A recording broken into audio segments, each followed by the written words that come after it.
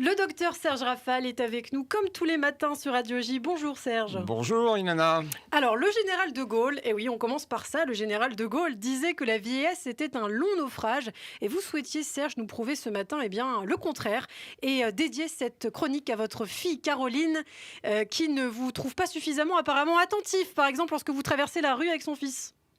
Peut-être pas vous le prouver, je ne suis pas présomptueux, mais vous apportez quelques éléments troublants que j'ai trouvés dans une étude anglaise et qui vont moduler ce propos déjà ancien du général et tenter de rassurer nos auditeurs âgés et peut-être ma fille. Alors que dit cette étude Serge ?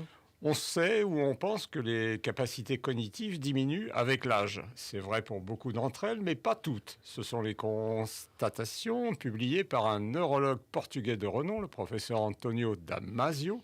Il explique que certaines fonctions cognitives, comme l'alerte, l'orientation, la sélection, qui font partie de l'attention, s'améliorent, elles, avec le temps. L'alerte nous indique à quel moment il convient d'être vigilant. Le système d'orientation permet de choisir ce à quoi il faut être attentif parmi la multitude d'informations que nous recevons et qui peuvent nous désorienter. On sait que les autistes qui ont cette acuité sensorielle sont souvent incapables de se diriger dans une gare ou un aéroport perturbés par le trop-plein d'informations. La sélection, enfin, trie et surtout inhibe les infos superflues.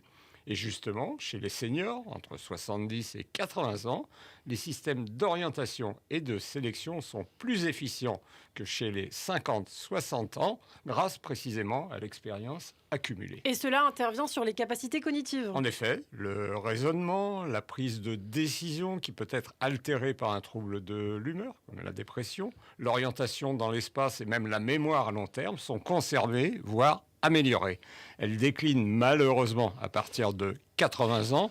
J'ai donc encore un peu de temps devant moi. C'est exactement le contraire de ce qu'on imagine en fait. En effet, avec l'âge, nous sommes généralement plus sages, moins discrets.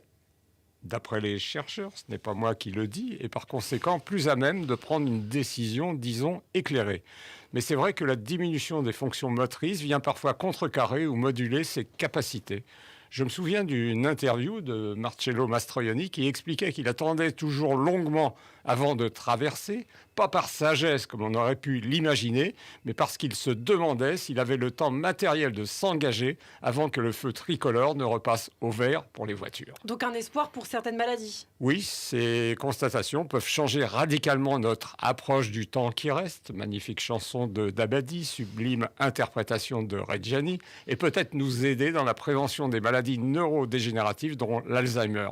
On se dit qu'en stimulant certaines de ces capacités, il sera probablement possible de ralentir l'inévitable, jusque-là, déclin cognitif. Et oui, la vieillesse n'est pas toujours un naufrage, Serge. Alors en conclusion ? Albert Cohen écrit « La vieillesse est un décès par petits morceaux, par tout petits morceaux et peut-être plus lentement qu'on l'imagine. » Bonne nouvelle, n'est-ce pas, Ilana, même si vous n'êtes pas vraiment concerné par ce thème, la rubrique de demain, je vous le promets, sera pour vous. Ah bah bientôt, hein. Merci beaucoup Serge Rafal. La chronique santé, c'est bon pour la santé. C'est tous les matins sur Radio J dans le 6-9. À demain.